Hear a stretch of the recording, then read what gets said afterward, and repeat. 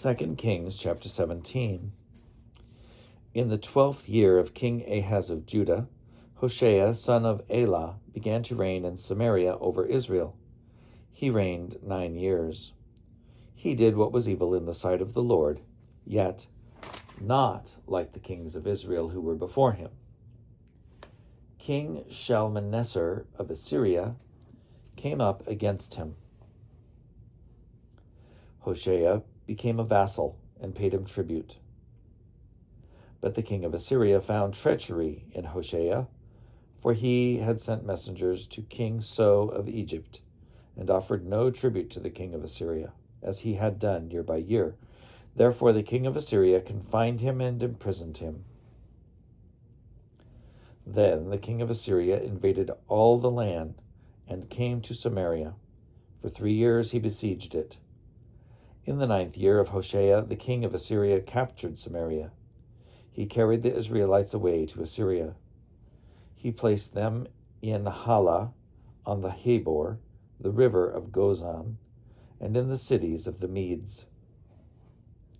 This occurred because the people of Israel had sinned against the Lord their God, who had brought them up out of the land of Egypt from under the hand of Pharaoh, king of Egypt. They had worshipped other gods and walked in the customs of the nations whom the Lord had driven out before the people of Israel, and in the customs that the kings of Israel had introduced. The people of Israel did things that were not right against the Lord their God. They built for themselves high places at all their towns, from watchtower to fortified city. They set up for themselves pillars and sacred poles on every high hill and under every green tree. There they made offerings on all the high places, as the nations did, whom the Lord had carried away before them. They did wicked things, provoking the Lord to anger. They served idols, of which the Lord had said to them, "You shall not do this."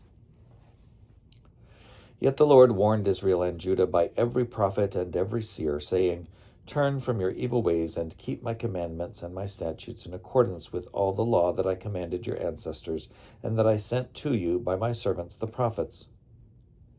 They would not listen, but were stubborn, as their ancestors had been, who did not believe in the Lord their God. They despised his statutes and his covenant that he had made with their ancestors, and the warnings that he had given them. They went after false idols and became false. They followed the nations that were around them, concerning whom the Lord had commanded them that they should not do as they did. They rejected all the commandments of the Lord their God and made for themselves cast images of 2 calves. They made a sacred pole, worshipped all the host of heaven, and served Baal. They made their sons and their daughters pass through fire, used divination and augury, and sold themselves to do evil in the sight of the Lord, provoking him to anger. Therefore the Lord was very angry with Israel and removed them out of his sight. None was left but the tribe of Judah alone. Judah also did not keep the commandments of the Lord their God, but walked in the customs that Israel had introduced. The Lord rejected all the descendants of Israel. He punished them and gave them into the hand of plunderers, until he had banished them from his presence. When he had torn Israel from the house of David, they made Jeroboam son of Nebat king.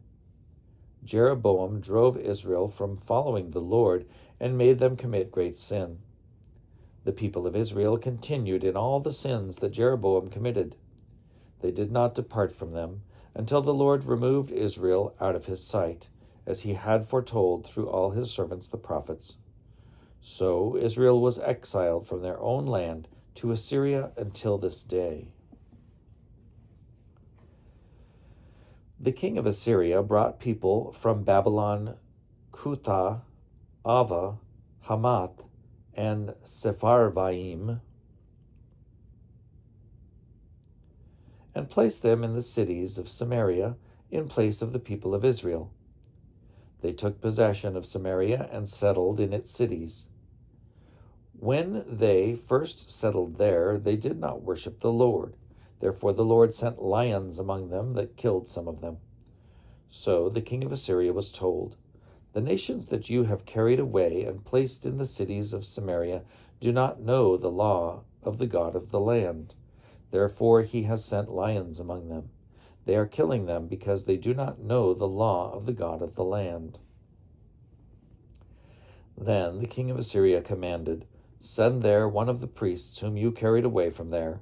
Let him go and live there and teach them the law of the God of the land." So one of the priests whom they had carried away from Samaria came and lived in Bethel. He taught them how they should worship the Lord. But every nation still made gods of its own and put them in the shrines of the high places that the people of Samaria had made, every nation in the cities in which they lived. The people of Babylon made Succoth-Benoth. The people of Cuth made Nergal. The people of Hamath made Ashima. The Avites made Nibhaz and Tartak. The Sepharvites burned their children in the fire to Adramelech and Anamelech, the gods of Sepharvaim.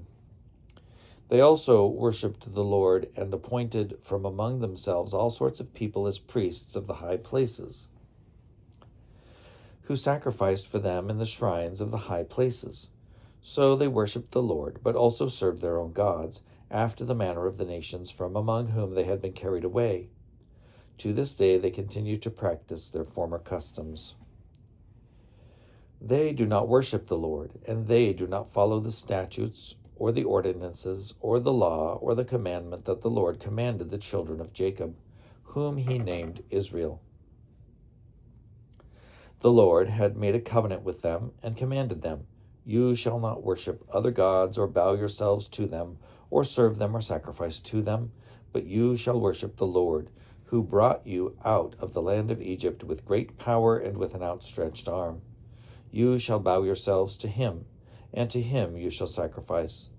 The statutes and the ordinances and the law and the commandment that he wrote for you, you shall always be careful to observe. You shall not worship other gods. You shall not forget the covenant that I have made with you. You shall not worship other gods. But you shall worship the Lord your God. He will deliver you out of the hand of all your enemies." They would not listen, however, but continued to practice their former custom. So these nations worshipped the Lord, but also served their carved images. To this day, their children and their children's children continue to do as their ancestors did.